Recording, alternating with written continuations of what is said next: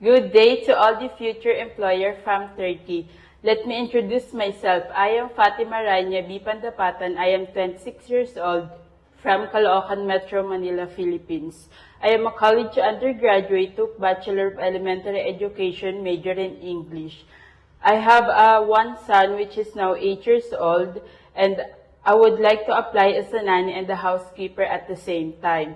I have a 2 years and 2 months local experience as a household keeper, and my main duties are providing healthcare for the kids such as bathing, feeding, accompany him to his school, as well as teaching him with his home school such as number, letters, colors, and other activities to enhance his learning. And household workers, I do the cooking, cleaning, ironing, and any other household chores. In my characteristic, I am hardworking, I am flexible, adaptive, trustworthy, and I am very fast learner. I have a very long patience as well. To my future employer, I would be very grateful and thankful if I would be given a chance to be part of your family.